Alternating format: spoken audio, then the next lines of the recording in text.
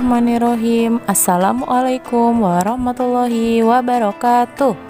Bagaimana kabarnya Ananda Solih-Solihah, kelas Ibnu Batutah, Ibnu Firnas, Ibnu Khaldun, dan Ibnu Qayyim? Alhamdulillah, luar biasa. Allahu Akbar. Semoga kita semua selalu dalam keadaan sehat dan tentunya selalu dalam lindungan Allah Subhanahu wa Ta'ala. Hari ini adalah hari Jumat ya teman-teman.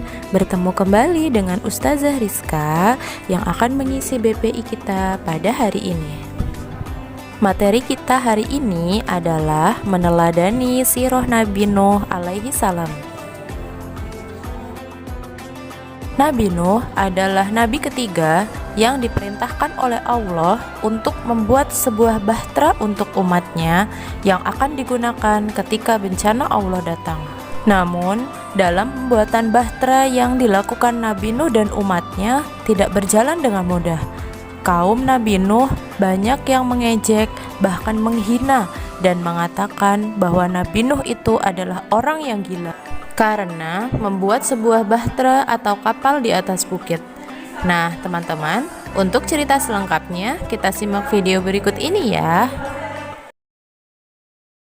Nabi Nuh merupakan keturunan ke-9 dari Nabi Adam alaihi salam. Pada masa itu, setiap manusia memiliki usia yang panjang. Nabi Nuh diangkat oleh Allah menjadi nabi dan rasul pada usia 480 tahun. Sepanjang usianya tersebut, Nabi Nuh terus berdakwah dan mengajak kaumnya tanpa kenal lelah. Meskipun Nabi Nuh telah berdakwah dalam jangka waktu yang lama, namun hanya dari kalangan orang-orang miskin yang mau mendengarkan beliau.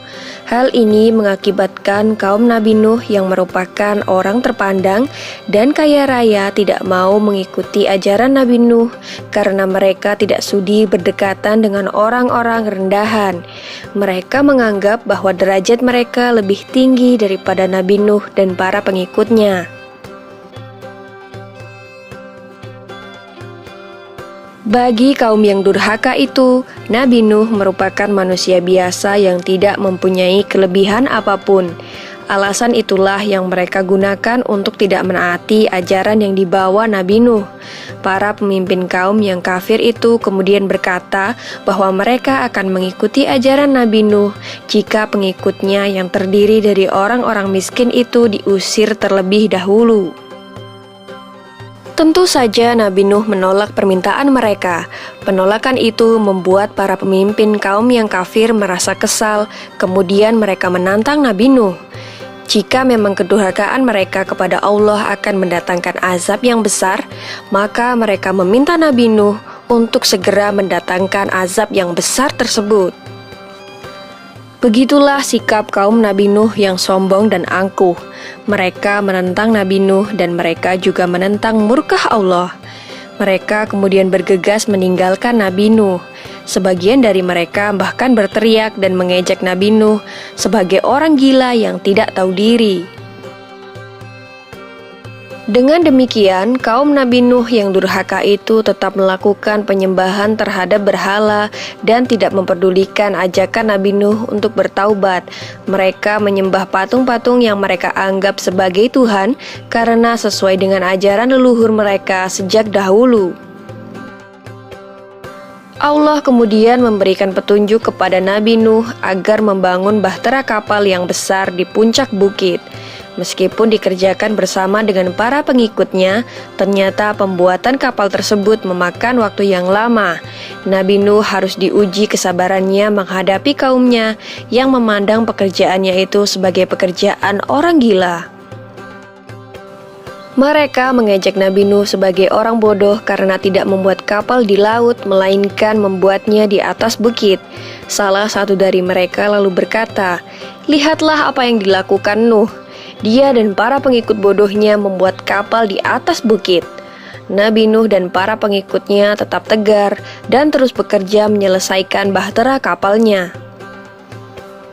Tidak hanya orang-orang sekitarnya, Bahkan anggota keluarga Nabi Nuh sendiri ikut meremehkan ajakannya untuk membantu membuat kapal. Istri Nabi Nuh dan seorang anak laki-lakinya yang bernama Kan'an terpengaruh keadaan dan menjadi durhaka kepada Allah dan Nabi Nuh. Dengan bimbingan Allah, Nabi Nuh dan para pengikutnya telah menyelesaikan pembuatan bahtera kapal tersebut. Allah kemudian memerintahkan Nabi Nuh untuk bersiap-siap karena bumi telah diperintahkan untuk memancarkan air dari dalam perutnya dan langit mulai hujan lebat. Nabi Nuh kemudian mengisi bahtera kapalnya dengan para binatang dan burung-burung terlebih dahulu. Berbagai macam jenis hewan mendatangi bahtera kapal Nabi Nuh secara berpasangan jantan dan betina. Tiada seekor jenis hewan pun yang terlewat, karena Nabi Nuh menunggu para hewan masuk dengan sabar. Bahtera yang besar itu ternyata dapat menampung segala jenis hewan yang telah masuk ke dalamnya. Dalam sekejap, banjir bandang melanda seluruh bumi yang mengakibatkan seluruh daratan mulai menghilang. Nabi Nuh yang berada di atas kapal terus berdoa kepada Allah untuk diberi keselamatan. Tak lama kemudian, beliau melihat putranya, Kan'an, yang berenang menyelamatkan diri. Nabi Nuh merasa tidak tega dan berusaha menyelamatkan putranya itu. Namun Kan'an ternyata masih keras kepala.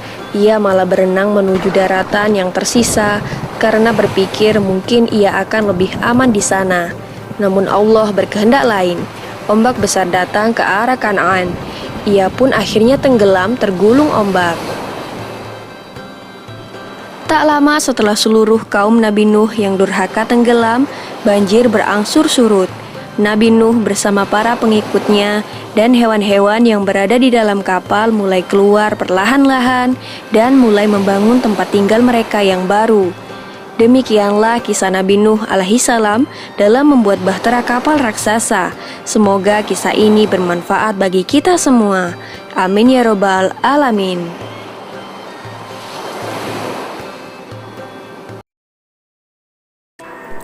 Nah, teman-teman, itu tadi adalah cerita Nabi Nuh dalam perjuangannya menyelamatkan umatnya. Nabi Nuh memiliki kesabaran yang sangat luar biasa. Meskipun hanya sedikit yang menerima dakwahnya Nabi Nuh tidak putus asa. Nah, teman-teman, belajar dari kisah Nabi Nuh tersebut, pelajaran apa yang bisa kita ambil? Betul sekali, kita harus taat kepada Allah dan Rasul-Nya, seperti dalam firman Allah, Ya ayyuhalladzina amanu atiullaha wa atiur rasul.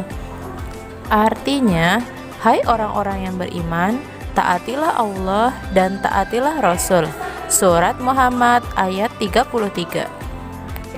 Nah, teman-teman, demikian tadi BPI kita hari ini ya. Semoga kita bisa mengambil manfaat dan teladan dari kisah Nabi Nuh tersebut.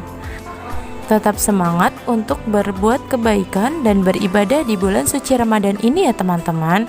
Semoga apa yang kita kerjakan mendapatkan pahala dari Allah Subhanahu wa Ta'ala. Amin ya robbal alamin. Sekian dari Ustazah, banyak salahnya Ustazah mohon maaf yang sebesar-besarnya. Ustazah akhiri, wassalamualaikum warahmatullahi wabarakatuh.